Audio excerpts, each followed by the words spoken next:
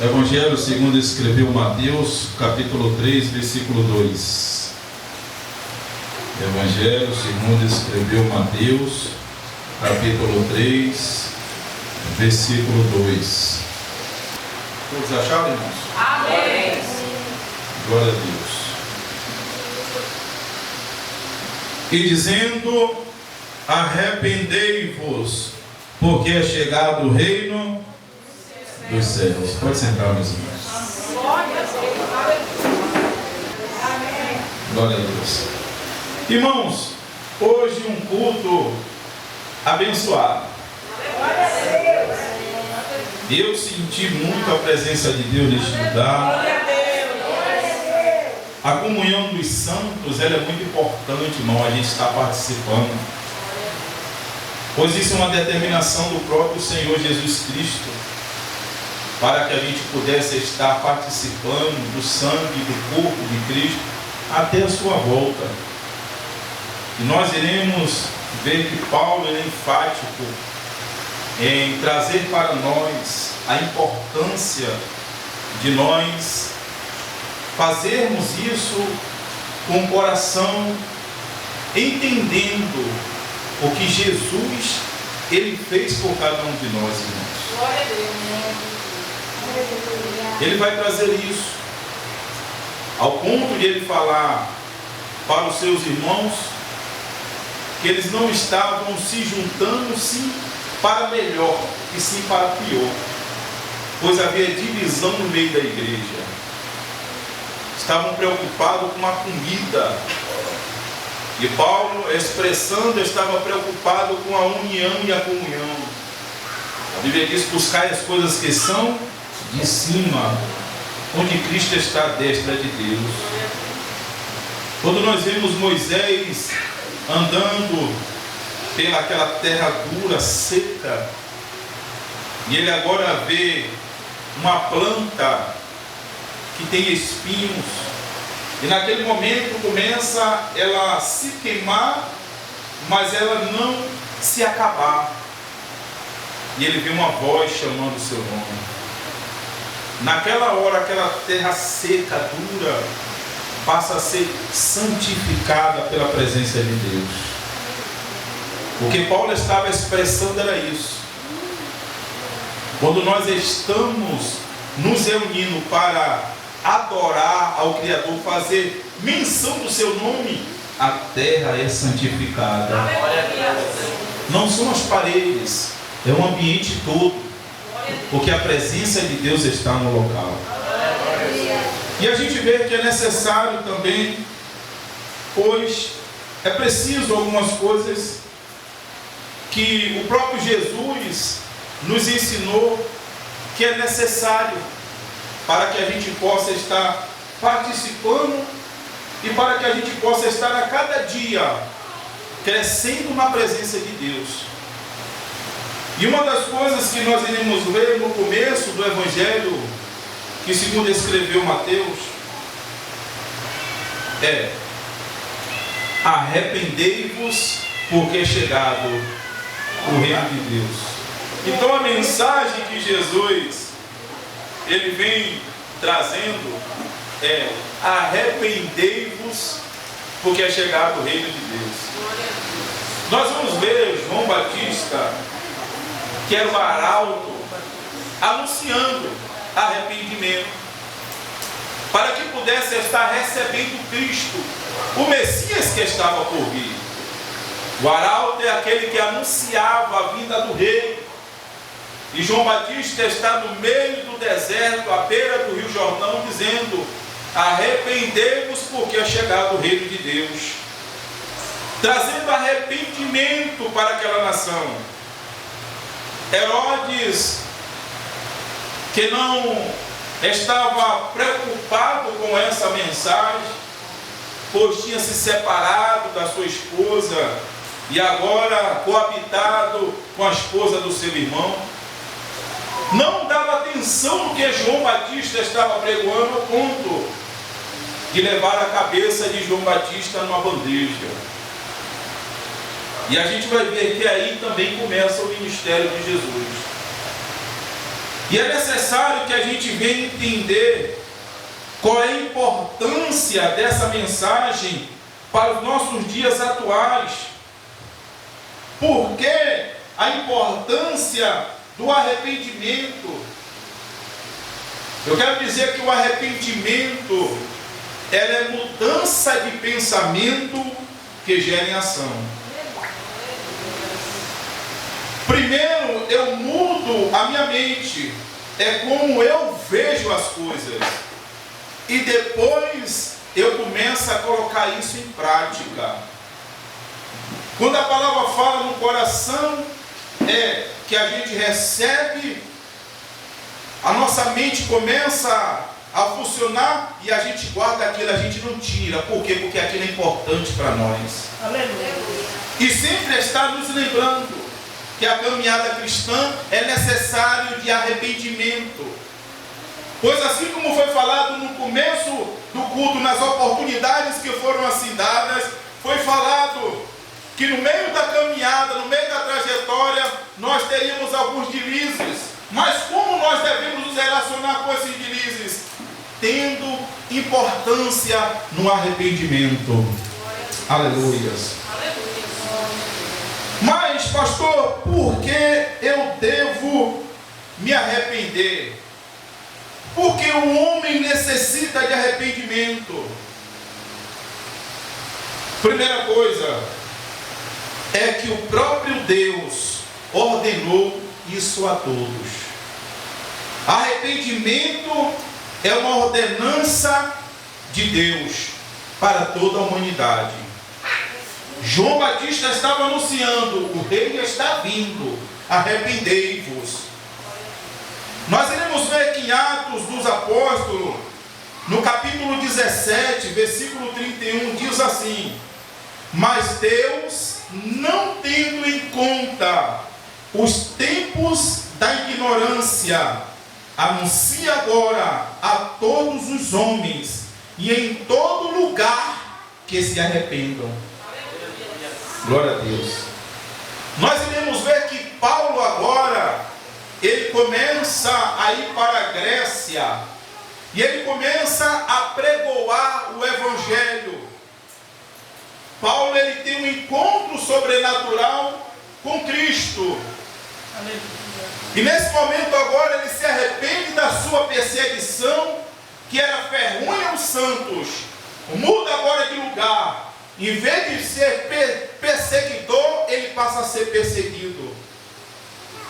E nós iremos ver que Paulo está em Atenas, apregoando a mensagem.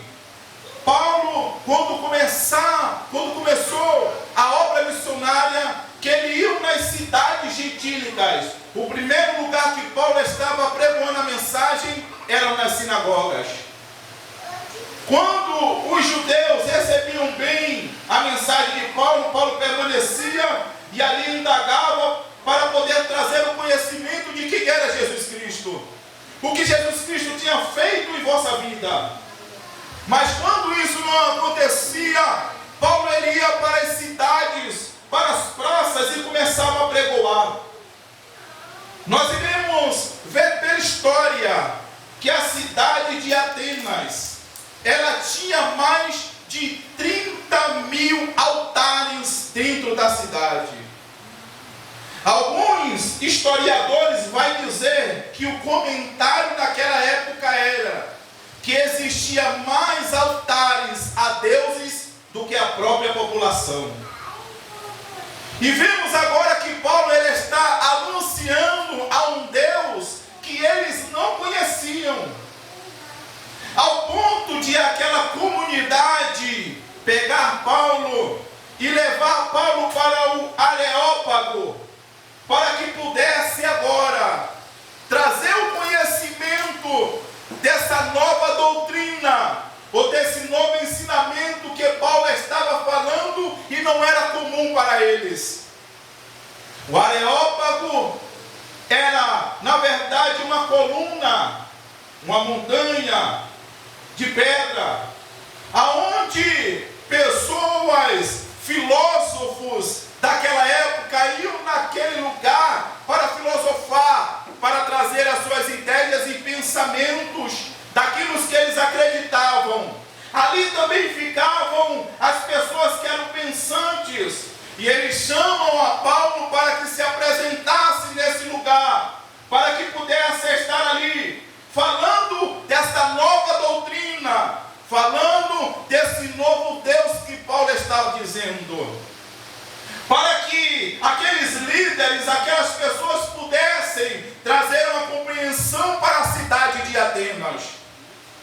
Glória a Deus. E quando ele chega lá, ele vai agora estar trazendo dentro do seu argumento, ele vai falar sobre um homem chamado Epimênides, que era um também dos filósofos que há 600 anos falava dos cretenses, que os cretenses, ele não tinha conhecimento, era ignorante.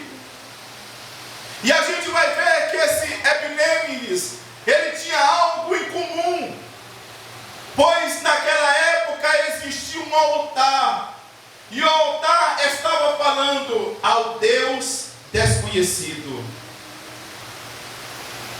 600 anos antes de Paulo, aconteceu uma grande praga na cidade de Atenas.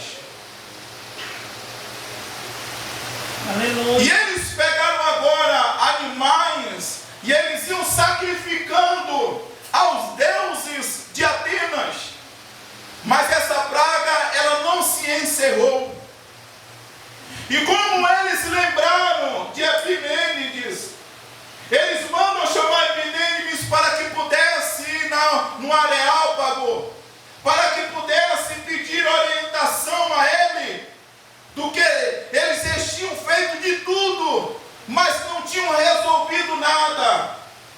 Epimênides vai trazer uma solução, vai dizer: olha, traz umas ovelhas aqui, e nós iremos soltar essas ovelhas, e ele irá descer a colina, aonde estas ovelhas parar, é onde nós iremos sacrificar essa ovelha ao Deus que elas pararem na frente do altar. E a história vai dizer que essas ovelhas começaram a descer, e passaram por todos os altares, e quando chegou no lugar que estava vazio, essas ovelhas pararam. Glória a Deus. E quando as ovelhas pararam, eles perguntaram: e agora, o que é que nós iremos fazer? Vocês irão fazer um altar a um Deus desconhecido. Aleluia. E vocês irão sacrificar a esse Deus. Vocês não vão colocar imagem, vocês não vão colocar nada que é feito por mãos humanas, mas você vai sacrificar e vai criar esse altar, pois assim a praga irá sair. E assim eles procederam, tirando a praga da cidade de Atenas. Quando Paulo agora ele chega, que ele encontra um ambiente, e encontra aquele altar com o nome Deus desconhecido, vocês, aqueles que estavam no meio de vocês, há 600 anos atrás, ele veio e falou: e eu venho aqui para poder anunciar quem é esse Deus desconhecido. Aleluia. E Paulo começa a sua argumentação. E qual é a argumentação que ele tem para os atenienses? Primeiro, ele vai dizer que Deus, ele não foi criado, mas sim Deus, ele é o Criador. E é por isso que ele não pode ser feito por mãos humanas. Aquele altar estava representando a presença de Deus, mas todos aqueles altares não serviriam de nada, e sim, na verdade, ao Deus que é Espírito, e que os verdadeiros adoradores adorariam o Pai em Espírito e em verdade. Ele estava dizendo aos atenienses, aleluias. A segunda coisa que ele vai dizer era que Deus estava guiando a história, trazendo Paulo naquele momento e trazendo também Epimênides para poder falar para ele que existia um Deus que eles não viam, nem era a criação dos homens. Aleluia. A terceira argumentação que nós acabamos de ler vai dizer que naquele momento se passou o tempo da ignorância. Aleluia. Que agora os atenienses estavam tendo conhecimento do verdadeiro Deus e do único Deus que nós devemos adorar. Aleluia. E Paulo agora vocês precisam se arrepender dos seus pecados, porque se vocês não se arrepender, o juízo virá sobre a humanidade. Aleluia. E a sexta coisa que Paulo vai estar autenticando para os atenienses era dizer que Jesus é o Filho de Deus. E Jesus, ele morreu e ao terceiro dia ele ressuscitou. Aleluia. Glória a Deus, Paulo estava dizendo que para os atenienses, que todos aqueles que eles estavam adorando era a criação do homem. Mas Jesus Cristo, ele veio em carne, ele veio no meio de nós, ele morreu, foi à sepultura, mas depois ele ressuscitou e ele está vivo até hoje. Aleluia. E ele vai dizer que Deus não leva em conta o tempo da ignorância, mas agora anuncia a todos os homens e em todos os lugares que se arrependam. Nós iremos ver que a mensagem de Paulo para os atenienses foi: vocês agora conhecem a Deus. Vocês agora não têm mais, vocês agora não são mais ignorantes. Vocês têm conhecimento de causa. Aleluias. Se arrependam. Deus mandou pregar o arrependimento. Aleluia. Segundo, que nós iremos ver em Mateus capítulo 4, versículo 17, vai dizer assim: glória a Deus. Desde então começou a Jesus a pregar e a dizer: arrependei-vos, porque é chegado o reino dos céus. Aleluia.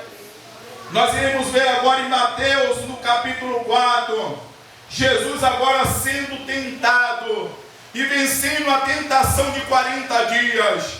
Jesus agora sai da cidade de Nazaré e Jesus agora vai para a região da Galileia. E a mensagem de Jesus, quando ele coloca os pés naquela região, vai dizer: arrependei-vos, porque é chegado o reino de Deus. Glória a Deus. Jesus pregou o arrependimento. Aleluia. A palavra Galileia quer dizer círculo. É chamada a Galileia dos gentios. Você está entendendo da glória a Deus? Glória a Deus. Nós iremos ver que é chamada Galileia dos gentios, pois a região da Galileia, ele dava fronteira com os fenícios, dava fronteira com os sírios e dava fronteira com os assírios. Aleluias. E nós iremos ver que a cidade de Tiberíades era uma cidade misturada, onde existiam várias religiões misturadas no meio do judaísmo.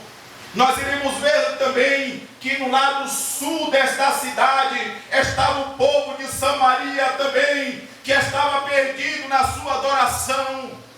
E vamos ver que quando Jesus ele vai chegar lá na Galileia, a mensagem também vai ser: arrependei-vos, porque é chegado o reino de Deus. Glória a Deus. Glória a Deus.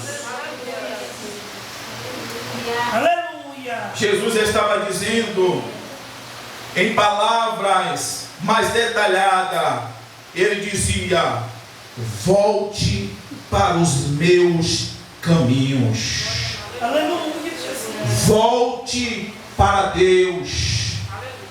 Pare de olhar para o chão e comece agora a olhar para o Criador. Aleluia. Este mandamento era urgente, pois foi a primeira mensagem de quando Jesus ele colocou a planta dos pés naquele lugar. Aleluias. Jesus estava dizendo: comece a sair da direção errada e comece agora a andar na direção correta. Glória a Deus. Aleluia. Por que eu devo me arrepender? Porque Deus, Ele mandou nós nos arrependermos de nossos pecados. Segundo, pastor, o que significa arrependimento? Arrependimento quer dizer voltar-se para Deus. Nos converter. Nós estávamos indo para o sul e passamos agora a ter uma conversão e voltar agora para o norte, em caminho do nosso Criador. Vamos ver no livro de Ezequiel, no capítulo 18, é onde nós estamos estudando a escola bíblica. Iremos ver que Ezequiel agora, ele está recebendo as revelações de Deus para o povo que estava em cativeiro.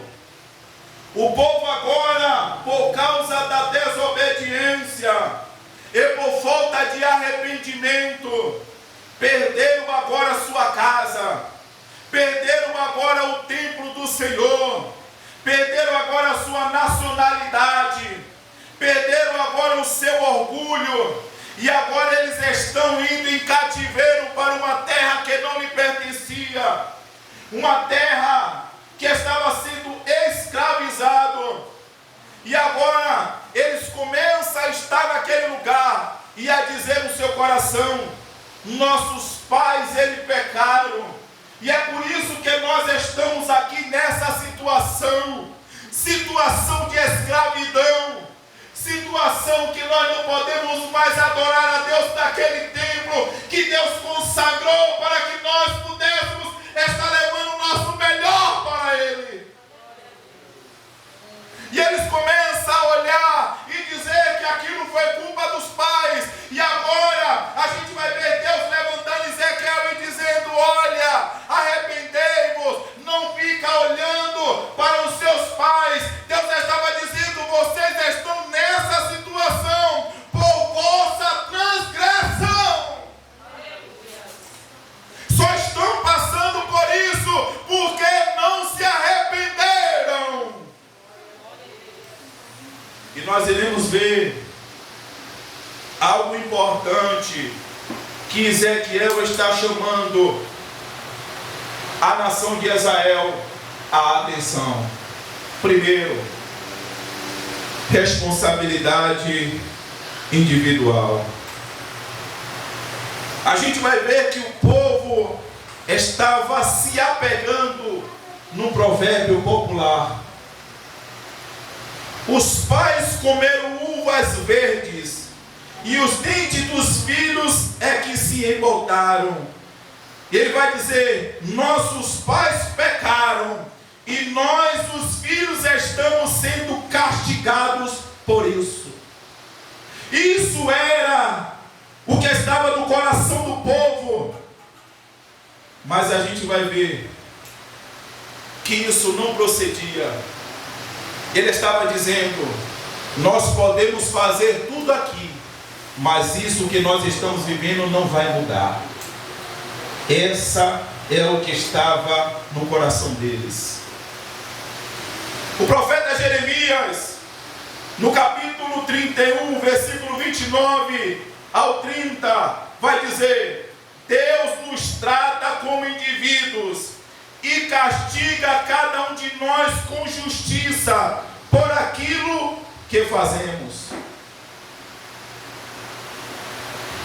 Deuteronômio capítulo 24, 16, Moisés vai dizer: os pais não serão mortos em lugar dos filhos, nem os filhos em lugar dos pais, cada qual será morto pelo seu pecado. O ditado deles é que até a quarta geração os filhos, eles iriam pegar da iniquidade dos pais. Quando Moisés estava escrevendo isso, era dizendo: se os filhos procedessem como os pais, andando na iniquidade, aquilo traria morte para eles. Mas o que Deus estava falando através de Ezequiel é que nós iremos receber daquilo que nós estamos plantando, e isso é coisa individual. Aleluia. precisamos ter responsabilidade. A minha casa não quer andar segundo a palavra de Deus. Cada um que colha daquilo que está plantando, Deus vai chamar, é a sua responsabilidade. Segunda coisa que nós devemos ver, e não culpar os seus antepassados, não porque o meu avô, não porque o meu pai, eles andavam, fez obra disso, fez obra daquilo. A partir do momento que você entra na presença de Deus, nenhum encantamento chegará na casa de Israel. Nós iremos ver que Ezequiel não tinha nada de bom sobre a vida deste rei. E ele vem apresentando algumas transgressões da lei de Deus, que são homicídio, idolatria e adultério. Vamos ver também que Ezequias era um pai piedoso, mas o seu filho Manassés era perverso. Mas no final da sua vida, Manassés, ele se arrepende dos seus pecados. E ele vai ter também o seu filho Amon, que era filho dele. Mas Amon, ele resolveu andar pela perversidade. Mas o seu filho, que era chamado Josias, se tornou um rei piedoso, trazendo para nós e dizendo que aquele rei que andou sob a presença de Deus, ele abençoou a nação. Mas o seu pai ou seu avô que procurou andar sob transgressão, Deus amaldiçoou o seu reinado. O que Deus está trazendo para nós é que o nosso chamado é individual, e a mensagem que Deus tem para nós, assim como Ezequiel naquela época, é arrependemos, porque é chegado o reino de Deus e é particular. Ezequiel vai trazer a outra mensagem, vai dizer: assuma a sua culpa. Ezequiel estava dizendo: para de colocar a culpa nos antepassados, que vocês estão aqui por causa disso ou daquilo, vocês estão aqui por causa de omissão daquilo que vocês sabiam que era certo, e vocês não se arrependeram, não deixaram o seu coração ser tomado pela palavra de Deus, e vieram junto nesta leva. Há um ditado que diz: talvez é o grito dos maus, é por causa do silêncio dos bons. Está na hora de você chamar a responsabilidade e começar a trazer a palavra dentro da sua casa. A nossa salvação individual, e não tem nada a ver com por causa de fulano e bertano. Se arrependa. Glórias a Deus. Cada um vai colher daquilo que planta. Deus, ele é justo juiz. Nós iremos ver que o povo de Israel agora começa a culpar o Senhor. Nós estamos aqui por causa de Deus. O povo de Israel, quando andava na presença de Deus, Deus, ele derramava a sua provisão. Havia multiplicação na agricultura. As mulheres, elas começavam a dar e gerar filhos. Os homens começavam a estar a cada dia crescendo as suas famílias, trabalhando, não se cansavam. As lavouras, a pecuária era guardado pelo próprio Senhor. Os inimigos que vinham prevalecer contra Israel, eles não obteriam sucesso. Por quê? Porque eles estavam cumprindo o mandamento de Deus, e aquilo traria as bênçãos que Deus tem dentro da sua palavra. Mas quando eles procuravam errar o caminho do Senhor, que não colocava a palavra de Deus no seu coração, e vinha os males do que a própria palavra diz, eles diziam: eu só estou passando isso porque Deus não está olhando por mim. Deus estava dizendo através de Ezequiel que, independente de onde eles estavam, que Deus ainda é Deus, que quando vê um arrependimento do coração, mesmo ele entrando numa terra que não é sua, Deus faria com que eles prosperassem naquela terra, porque Deus estava trazendo a atenção deles para se voltarem para Deus novamente, pois eles tinham errado o caminho. Deus está dizendo para nós que depende de cada um de nós aquilo que a gente quer receber da parte de Deus. Aleluia. Ezequiel estava dizendo: abandona o pecado. Aleluia. Glória a Deus. Aleluia. Muda a sua mente e começa a colocar isso em prática, pois é necessário. Pastor, mas qual é o resultado do arrependimento?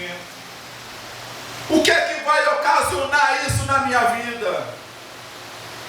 Primeiro, nós iremos estar vendo que a festa no céu por um pecador que se arrepende.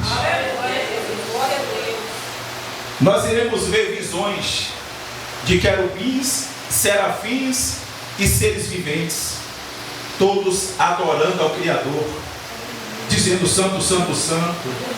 Nós iremos ver o serafim vir a Isaías para purificar a sua língua, a sua boca, para que ele pudesse anunciar as boas novas para o povo. Aleluia. Mas em nenhum momento a gente vai ver festa no céu, dado por visão de profeta. Mas quando nós nos arrependemos, a palavra de Deus vai dizer que a festa do céu pelo pecador que se arrepende. Aleluia. Olha o que é o arrependimento de coração causa no céu, a festa do céu. Aleluia. Segunda coisa que vai acontecer: a alegria na terra. Glória a Deus. Glória a Deus. Quando a pessoa ela tem a noção do seu pecado, ela para de colocar a culpa na bem-ser circunstância a Deus, e ela começa a ver que ela transgrediu, que a transgressão é dela individual. O que traz a segunda coisa é a alegria na terra. A gente já vê isso primeiro no meio da igreja. Alegria quando a alma aceita a Jesus. Glória a Deus, irmão. A segunda coisa é da família. Quando a pessoa olha e vê uma pessoa arrependida do coração, ela vai dizer: rapaz, quem era fulano? A palavra de fulano agora, que não tinha palavra nenhuma, ninguém dava crédito, agora passa até peso. Aleluia. Como é bom quando as pessoas olham para nós e dizem assim: não, pode pegar fulano, que fulano é de confiança, ela é uma serva, ele é um servo de Deus. A alegria na terra por causa de um arrependimento.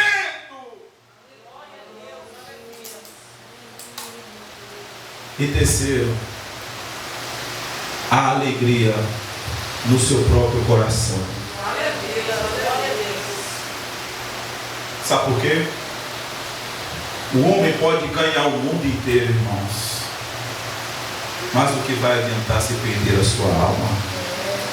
Aleluia. E a pessoa, ela sem Deus, ela fica incontrita, ela não tem paz. Ela busca em outras coisas. Por quê? Porque não sofre. Porque é uma dívida entre nós e Deus. E a gente sabe que essa ponte cortada nos leva ao abismo. E nós iremos ver que Paulo, pregando para os atenienses, estava dizendo que eles estavam buscando aqueles ídolos, porque nós temos o Espírito que nos leva a algo superior, a algo maior. Nós não estamos bem quando estamos distante de Deus. Há um contrito na nossa alma, porque nós necessitamos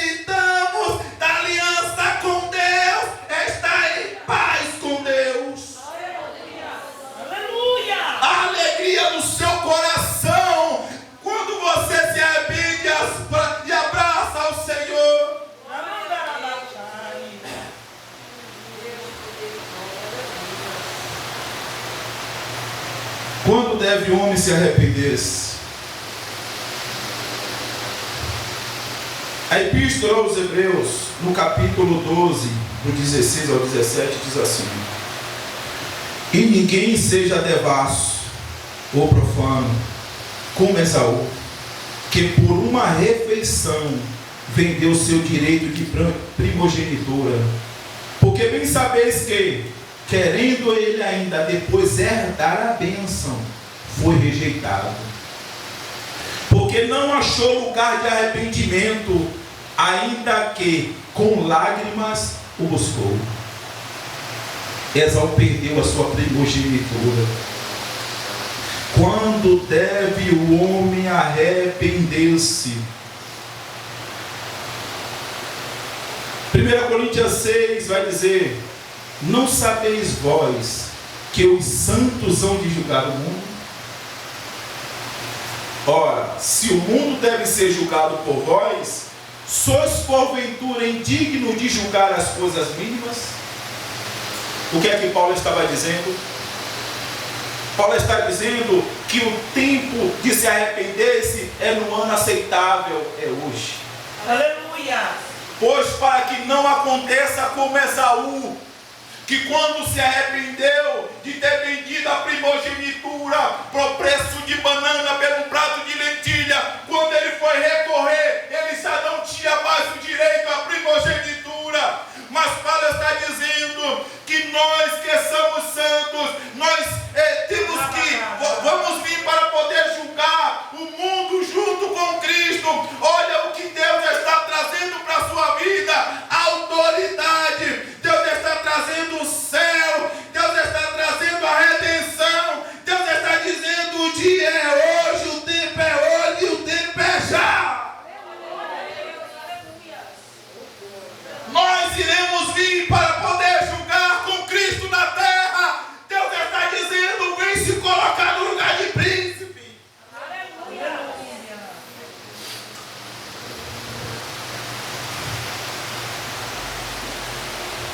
Qual é o dia, pastor?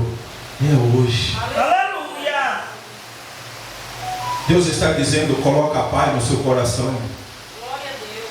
Porque enquanto estiver com relacionamento cortado, sempre vai estar em dívida. Arrependei-os, porque é chegado o reino de Deus.